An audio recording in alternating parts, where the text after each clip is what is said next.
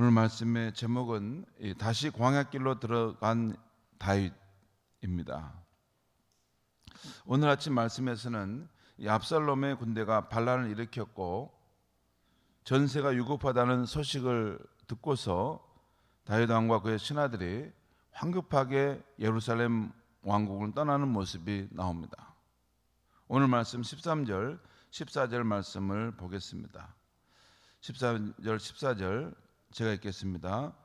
전령이 다윗에게 와서 말하되 이스라엘의 인심이 다 압살롬에게로 돌아갔나이다 한지라. 다윗이 예루살렘에 함께 있는 그의 모든 신하들에게 이르되 일어나 도망가자. 그렇지 아니하면 우리 중 한 사람도 압살롬에게서 피하지 못하리라. 빨리 가자. 두렵건대 그가 우리를 급히 따라와 우리를 해하고 칼날로 성읍을 칠까 하노라. 다윗 왕과 그의 신하들은 황급하게 예루살렘 왕궁을 떠나야 했습니다. 이때 다윗은 다른 가족들은 다 데려가는데 10명의 후궁은 왕궁에 남겨두고 떠나게 됩니다. 다윗이 그렇게 한 이유는 여인들이 많아지면 아무래도 신속히 도주하기 힘들었기 때문이었던 것 같습니다. 또 오늘 본문에 보면 왕궁을 지키도록 했다는 표현이 나오죠. 그런데 나중에 이 후궁들은 예루살렘 성을 점령한 압살롬에게 부끄러운 일을 당하게 되죠. 그리고 그 다음에 이 다윗이 도피할 때 오늘 본문에 보면 충성스러운 신하들이 그와 함께 동행하는 것이 나옵니다.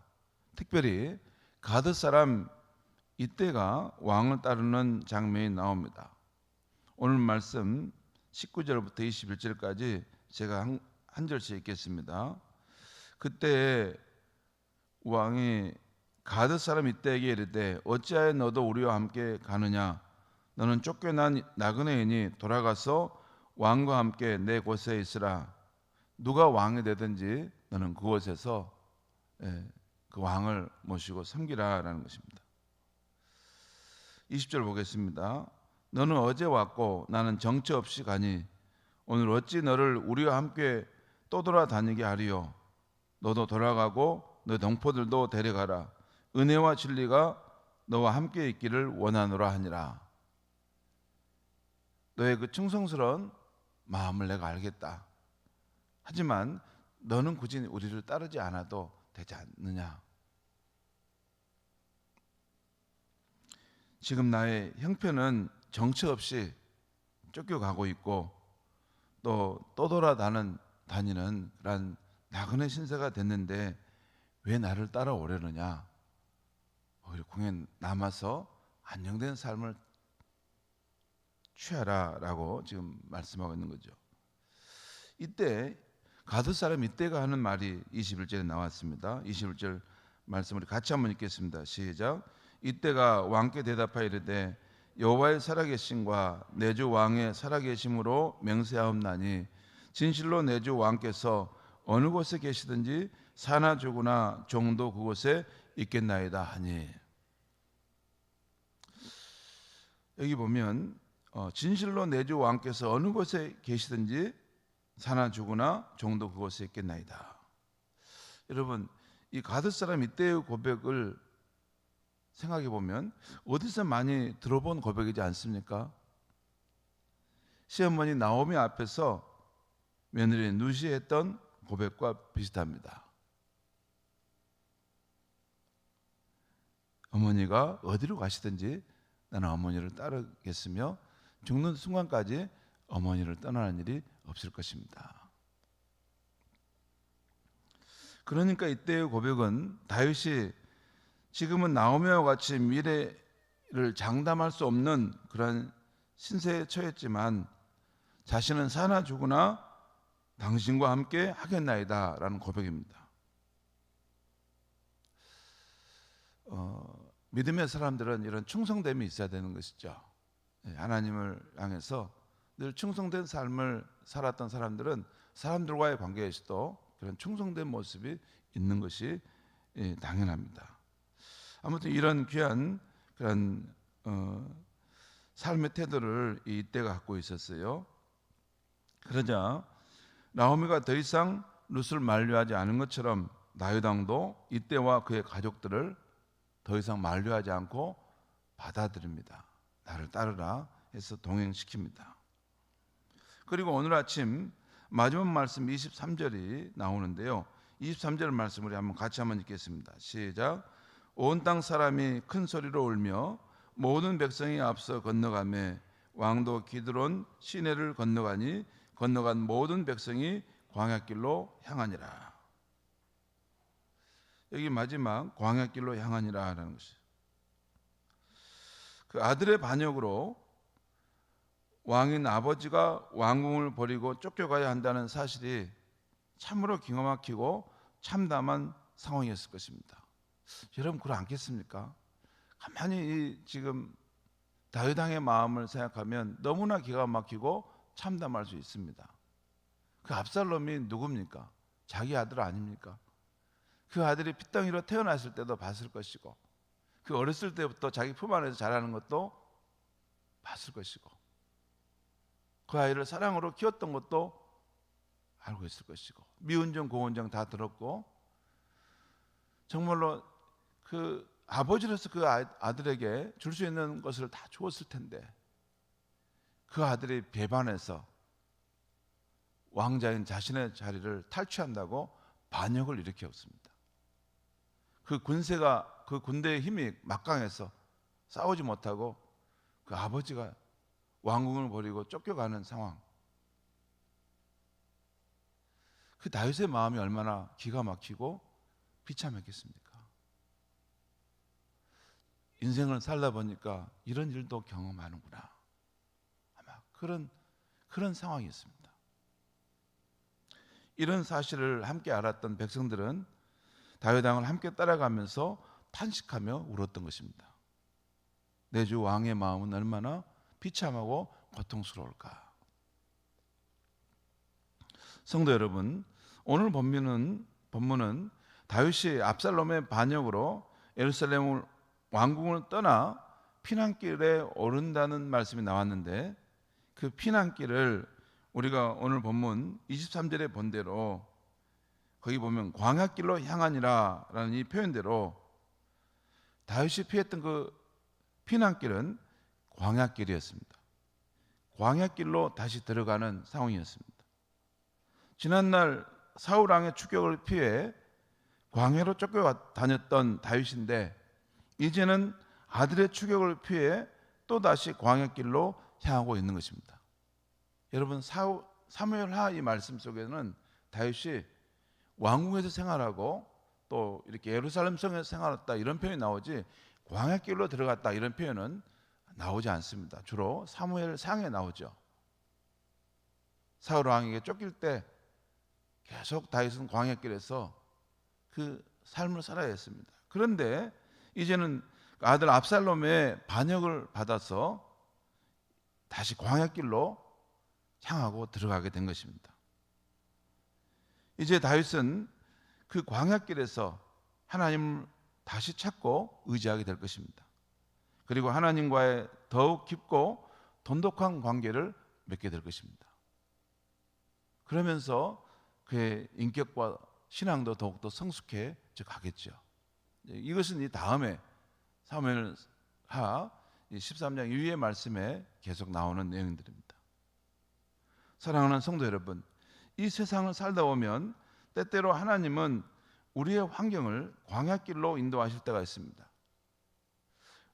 우리의 환경 가운데 마음을 괴롭게 하는 자녀의 문제로, 불안정한 물질적인 문제로, 계속적으로 실패하는 일로, 또 예고 없이 찾아온 건강의 문제로, 또 그 무엇도 나를 위로하지 못한 텅 빈 마음의 쓸쓸함으로 그렇지 않습니까? 여러분 인생을 살면서 만족함이 있던가요? 예수님 이외에 만족함이 있던가요? 그 무엇으로도 우리 마음을 채우지 못하는 텅 빈 마음의 쓸쓸함으로 외로움으로 나를 광야길로 인도하실 때가 있습니다. 그런데 그 광야길에서 놀랍게도 하나님은 나를 기다리고 계시고 나를 만나신다는 것입니다. 광야를 지나서라는 아름다운 복음성가가 있습니다. 잠깐 그 가사를 제가 말씀드려 보겠습니다.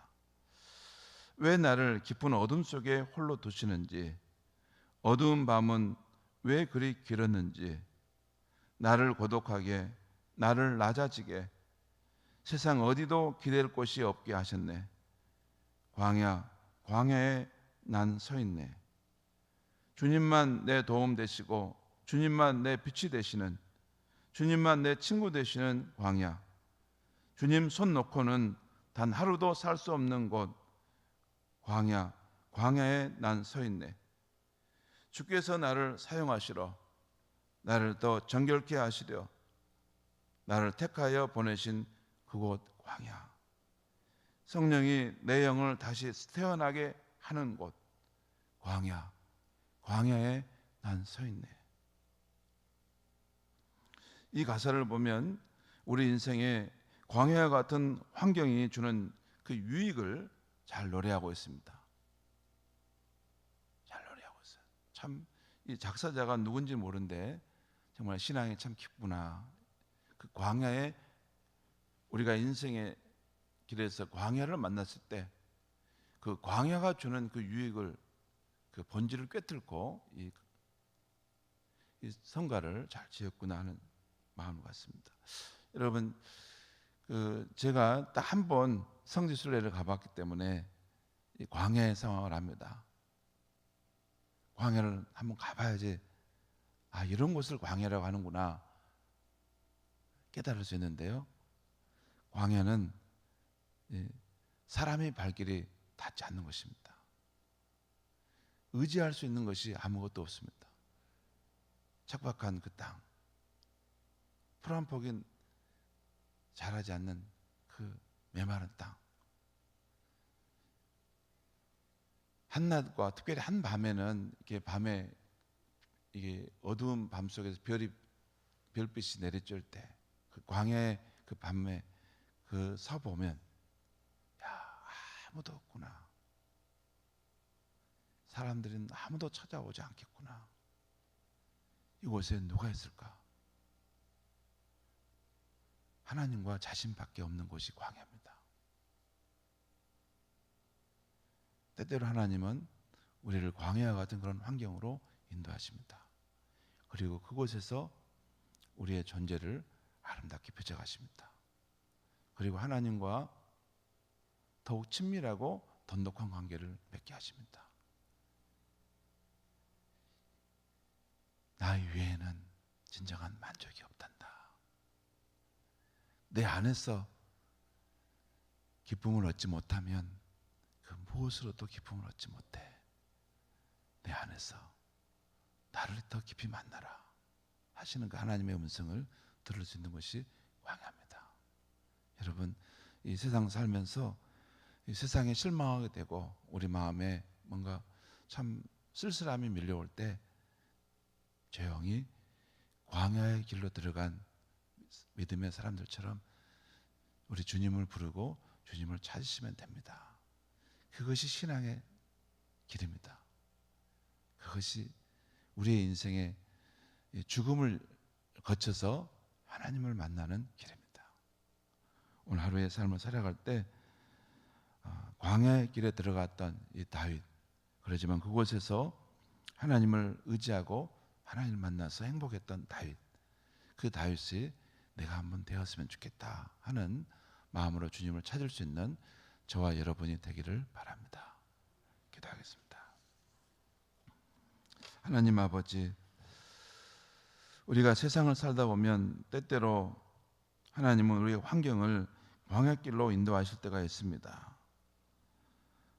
마음을 괴롭게 하는 그 자녀의 문제로, 또 불완전한 물질적인 문제로, 또 연거푸 실패하는 그런 일로, 또 느닷없이 찾아온 그러한 몸의 연약함으로 우리는 마음이 약해지고 또 낙심될 때가 있습니다. 내가 누구를 의지할까? 내가 누구의 도움을 받을까? 주변을 둘러봐도 누구도 나를 도울 수 없고 각자 저마다 인생의 무거운 짐을 지고 살아가는 모습을 봅니다. 하나님, 예수님만이 우리의 생명이시며 우리의 의지가 되시며 우리의 소망이 되신 분이십니다. 우리의 인생의 광야 속에서 오직 주님만 찾고 주님과 더 친밀하고 돈독한 관계로 회복되어 세상에 남부러울 것이 없는 그런 사람으로, 믿음의 사람으로 일어설 수 있게 하여 주시옵소서. 예수님의 이름으로 기도하옵나이다. 아멘.